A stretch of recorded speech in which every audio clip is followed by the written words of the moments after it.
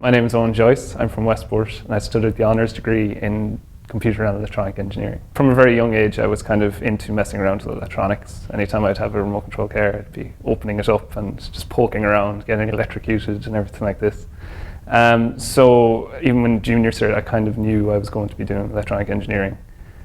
So I kind of whittled it down between University of Limerick and GMIT, and I had some advice then from a relative that the work placement in GMIT and all the lab work seemed to be more beneficial when you're going out getting a job. So I decided to come to GMIT. Galway is closer to home as well, so it was just more convenient, and I was quite young going to college as well since I skipped TY and everything. So the ability to go home at weekends if I needed to was always very convenient as well. So that's why I chose GMIT in Galway. For the first 3 years it was just a regular degree, and then for 2 years I studied for the honours degree. So for the first 3 years, the first 2 years you're kind of, I suppose, a bit more strict in the sense that it's a very set course that you study and the projects that you do are kind of set for you. Towards the end of second year it kind of lets you be a bit more creative in the sense that you can pick your own project, and it all kind of revolves around what you've learned in all the other topics, and you're using all of that together to make this project.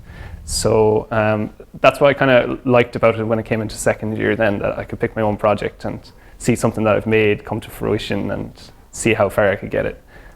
So I learned my mistakes in second year with picking something that's too big or something that's unmanageable. So when I started third year, I decided to pick a project that was really honing in on my own interests, which was music at the time. So I picked a project that wasn't really done before, and we were given a small microcontroller and we were told we could do whatever we want basically, or we could have picked something that the lecturers could have gave us, but I seen it as an opportunity. So I made a small MIDI controller, so controlling music in a computer, sending MIDI messages into a computer.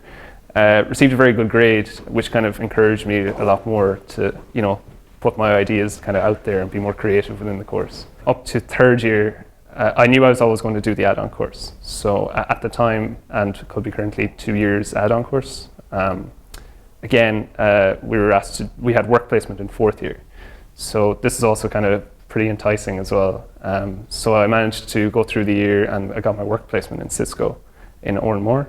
So I worked there for 6 months, kind of seeing what a real life working scenario is out there, and got a kind of taste for programming then. I kind of realized that's where my primary skill was in programming. So then when it came to fifth year, I had a good idea of what project I kind of wanted to do, something quite creative. The project was a music controller using Kinect and using motion controls to control the speed of music playing and the volumes and adding effects just using movements in the hands. It was something that I just formulated in my head, and when I was coming to making the project and planning it out, I was very set on what can I do in this time period, and that really enticed me. It kind of let me know my abilities from just a thought in my head into what I can do within 9 months of college and setting a start and a finishing point.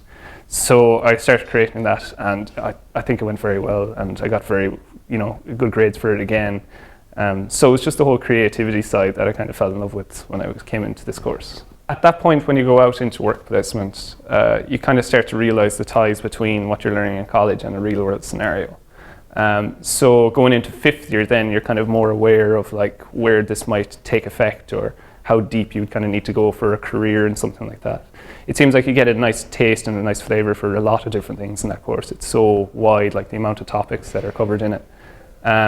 But at the same time, when you go into a job, you start to realize how much more focused it can be, and how much more depth is involved in it. Even before I graduated, I had the position in IBM secured, and I think it was based off my work during work placement.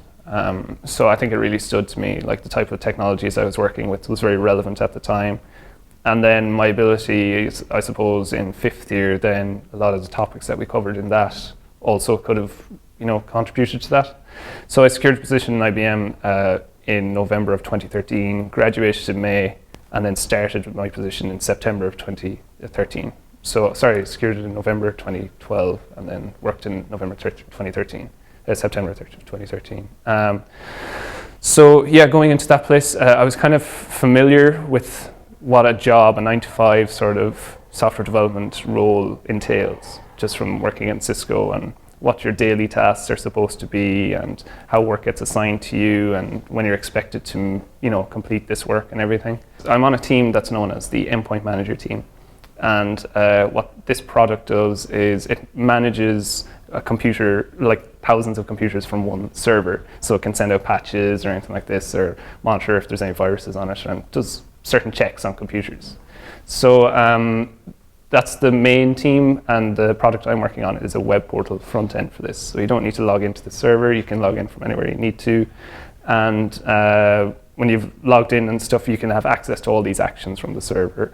And it kind of limits as well, if a person isn't an administrator, that just a regular person can do a few certain tasks. So the likes of, it is mostly Java programming and JavaScript. Java programming I know is really drilled into us in GMIT and during our course, so the experience there did help all right. From day to day then, I'd usually just be programming features into this application. I'm also in charge of the UI and some design features on it. So whenever we're deciding how a thing should look or anything like this, I'll be the one that'll be saying, well, this doesn't quite look right. I prefer if it looked this way. It's more usable to a customer if they use it this way and if it looks this way. So that's also another side of things that I kind of crept into as well in this job as well. So.